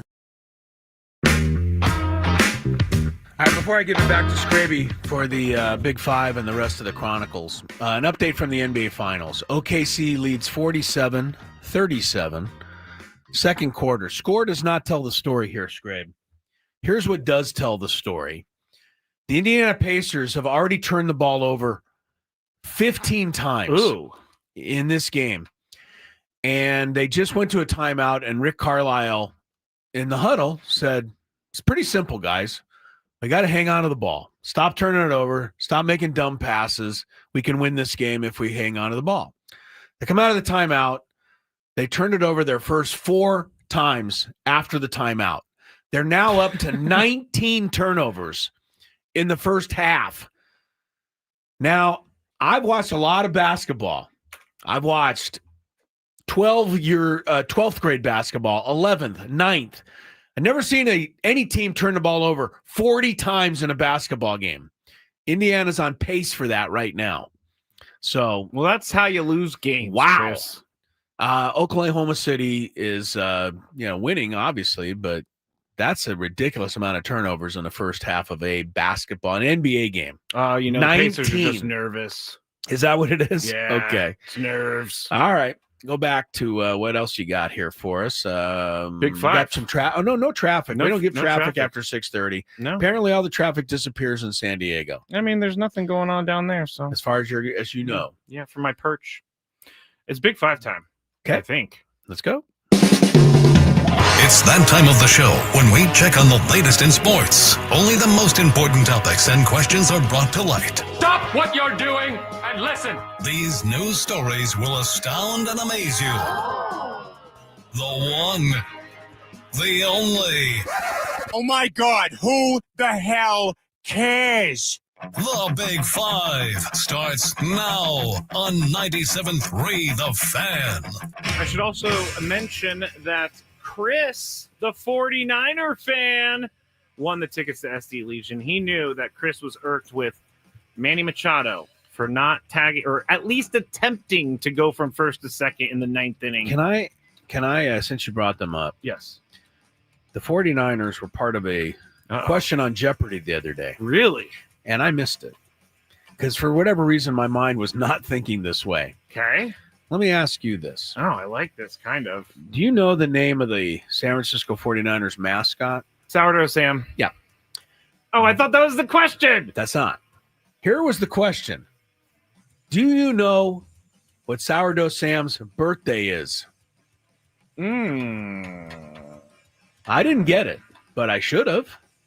And you should certainly get it, but you're not What going his there either. birthday is. He has a birthday. Sourdough Sam, your 49er mascot, has a birthday that makes perfect sense.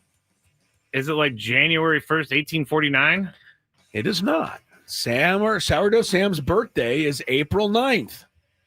49. 4-9. Oh, man. I missed it. What? I'd That seems pass like it a along. weird question. That seems like a really weird It was question. just kind of part of the question. How but would anybody know that? this is the 49er mascot. He is Sourdough Sam, or this is the mascot of what team? Showed a picture of Okay. him. His name is Sourdough Sam, and appropriately, his birthday is April 9th. That's crazy. And the I did not know people that. went, oh, that's the 49ers mascot. Yeah. But And they so had no I idea. went, oh, 4-9. Huh, I get it. But I didn't get it before. That's a good one. All right. I never would have guessed that either. See, I just got you on some 49er. Well, I was trivia like all now. pumped up thinking that the question was about the mascot's name, and I was like, yes, I got it. Sourdough Sam. I love that guy, though, running right. around. Well, next time it's April 9th, you can call I and wish him probably a happy will birthday. forget. Why would they pick a birthday, though, that he can't ever celebrate during a season? Because they're not the San Francisco October 22nd. Well, come on. They're the San Francisco 49ers. Ugh, anyway. 12-point lead for OKC at halftime. Officially, Indiana, 18 turnovers. OKC, 4 turnovers. Yeah, that you can't win that game. I don't care what two teams are playing. No, If but you're well, Indiana. I mean, OKC's doing a really good job. Yeah, of right. They're Letting doing him stay close. in a lot of ways. They kind of are. Yeah, good point. 12-point game at the half. All right, go ahead. Number 5. That was really loud for some reason. The Padres plan to reinstate left-hander Jay Groom from the ineligible list. And let me start this over. This is written in a tense that I didn't fix. The Padres have reinstated left-hander Jay Groom from the ineligible list and then non-tendered him today because he wasn't allowed to be tendered or non-tendered a contract during the season. Groom was one of 4 players serving a 1-year ban for breaking Major League Baseball's regulations about betting on baseball games. Groom's bets were placed in 2020 and 2021 when he was not on a 40-man roster. In its press release at the time, the league noted that Groom wagered a total of $453 over the course of 30 bets, none pertaining to games he played or to games involving the Red Sox, which was his team at the time. Again, he was not on the 40-man roster. But he was betting on baseball. But yeah, they're saying he's betting on baseball. Okay. You're up first. Do you have an issue with players betting on baseball if they aren't on a 40-man roster?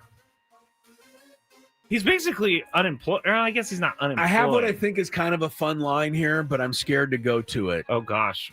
We are in safe harbor hours. Yes, we're in safe Not really. harbor hours, but we're not in safe harbor politically in this world. Oh, gosh.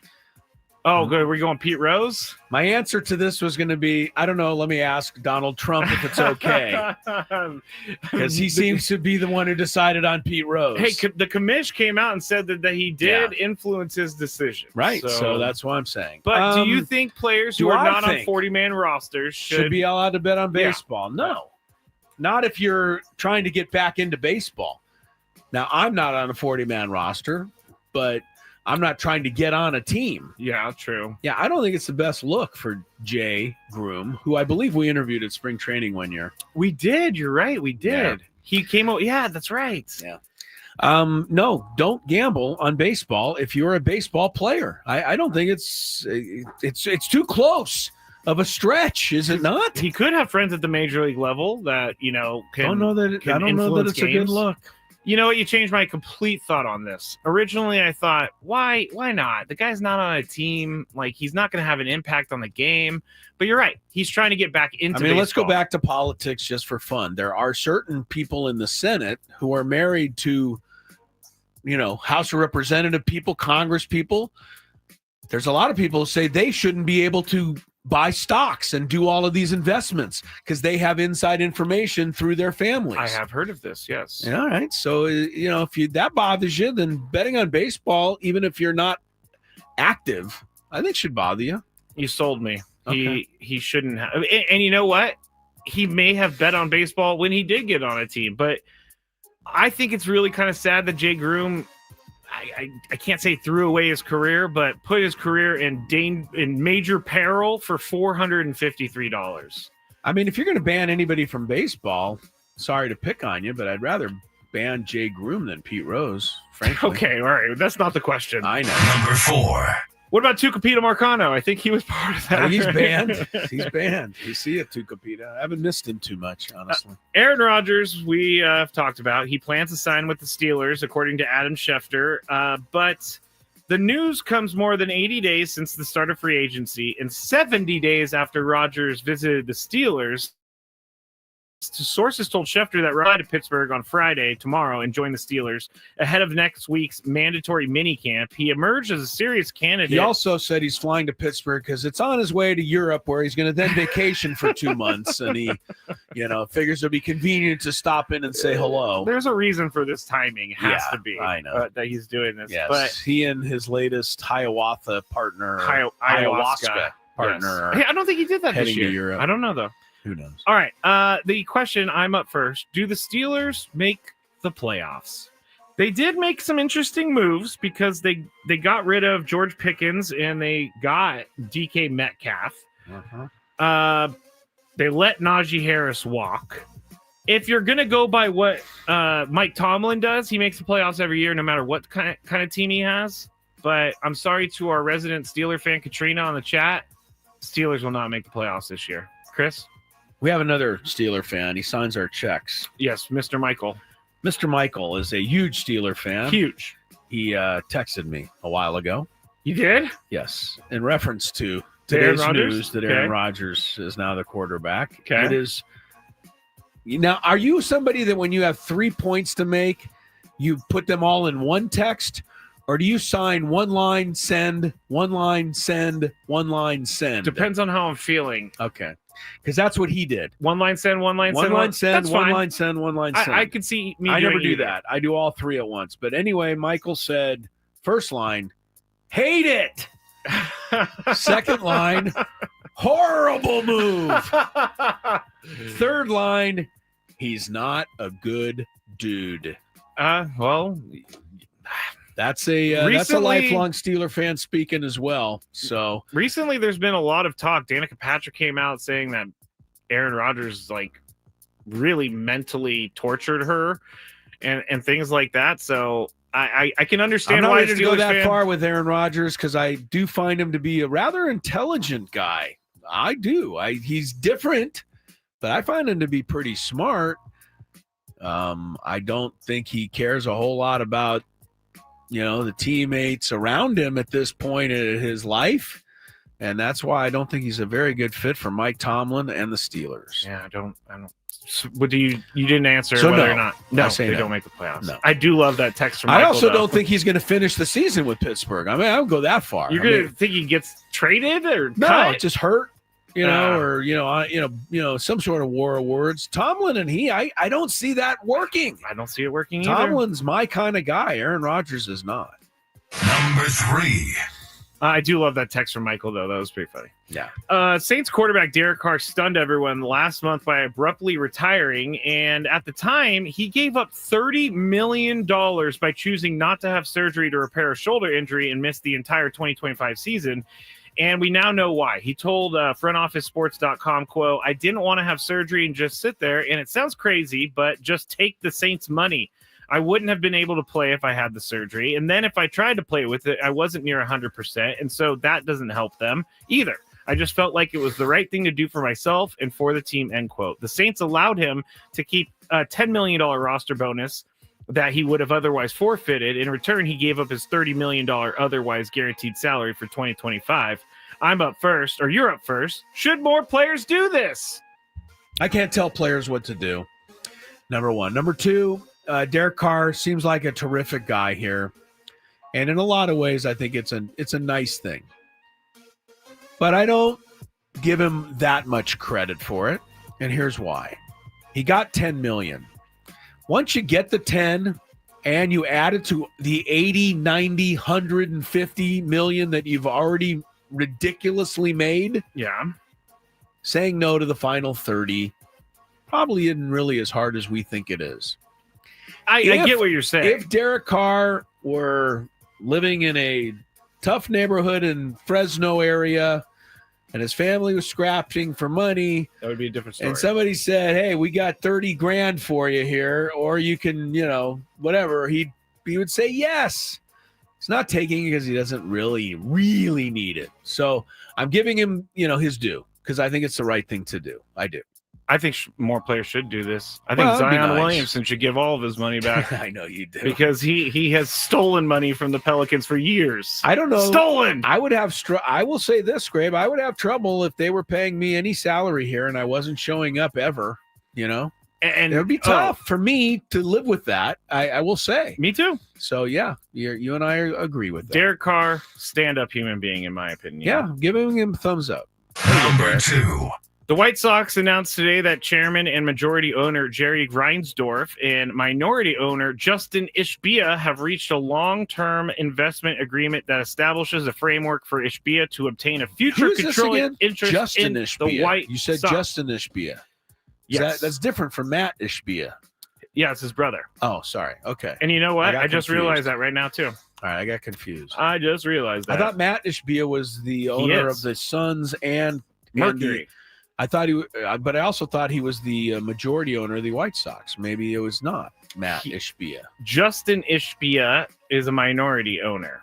I know that. of the White Sox. Of the White Sox. But really, under the terms of this agreement, Ishbia is going to make capital infusions into the White Sox this year that will pay down existing debt and support ongoing team operations. You didn't know that Matt. I'm sorry. Still sick. Still recovering. Final moments. of Anyway, being blah, sick. blah, blah, blah.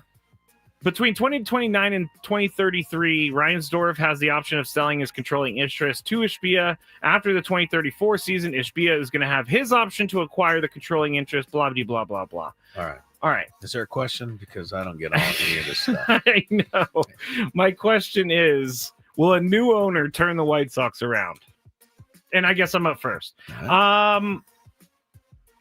Has Matt Ishbia... No, let me take that back. I'm not going to steal your take. No. No. All right. Not this owner. White Sox will just be terrible. Not this forever. owner. Not this owner. Really? Yeah, Okay. not this owner. I'm not a fan of Matt Ishbia, his brother, and I don't think he does much with the Suns other than mouth off all the time about how great he's going to be. I guess his dad's also Jeff Ishbia is going to be a part of this as well. Okay. So it's a big Ishbia. Yeah, Ishbia. I just saw a little interesting note on him. He played on Michigan State's national championship basketball team in 2000. Matt Ishbia or no, Justin? yes, Matt. He was a walk-on point guard for that team. Wow. I don't think he started or played much. Okay. But he was still on the team. But I think Reinsdorf, has had a pretty legit career. He got 6 titles with the Bulls, 1 World Series with the White Sox, who had never come close. But Reinsdorf has given up, the last 15 years. And so I think it's good for all White Sox fans that this change hands. And I would say Ishbia's got a better chance to be successful than what Reinsdorf has now. I would agree So, with say that. Okay. All right. Number 1. And double Will Venable's salary while you're there. Yeah, I mean, he's doing an okay job with a team that's not that great. I mean, They're ahead of the Rockies. Yeah. Here's my last story. The Braves are going to call up Craig Kimbrell after their ninth inning collapse today. Oh. Talk about a guy who has stolen money, but he's done real well for himself over the years. And they blew they gave up 7 in the 9th today for those who are just tuned in and lost to the D-backs. So this has been when we were watching the game earlier. Our boss Adam is an Atlanta guy. He loves the Braves. And was he not pleased while this lead was? Well, we were slipping just away? talking. Well, he already knew it was already done by the time we had talked to him about it. But he said, "Time for Snitker to go." Oh, brother. Adam is an overreacting fan. Yes, he is. Yes, he is. Snitker has made some really interesting and terrible moves this year. What was the move that he made this year? The only one I don't like is allowing the one guy to not run Jerry out the Kelnick? ball. Yeah, I didn't like that. I didn't agree What about with the that. other day with AJ Smith-Shawver and Spencer Strider was trying to get everybody's attention and he wouldn't take him out of the game. And then Snitker's like, I didn't see anything. 101 wins, 104 wins. And the year before that, he won the World Series. Last year, 90 wins. You Brave fans, you know what? This Adam is like most of you out there. Stop. Just way over analyzing what have you done for me lately. Snitker's been one of the better managers the Braves have ever had. And that's saying something because Bobby Cox was really good before him. Yes, but I agree with Adam in this case. You do. Get him out of here. Fire the guy. Get him out of here. Well, then you also want to get rid of Fernando Tatis and Jackson Merrill. Yes, you do. Come on. Well, then don't tell me. All right. That's it. I'm going to be back for both shows tomorrow. Braden Soprenant and Gwynn and Chris. We're going to have Sean Reynolds on the show tomorrow during Gwynn and Chris. And Sammy Lev is going to join me during the Braden Soprenant show for an hour. So there we go. I was going to say good thing the show's over because my is voice dead. was outstanding all day, but it has just hit the wall. So Go home and drink some tea. you say goodbye for us. Goodbye, everyone. Talk to you tomorrow. Have a good night.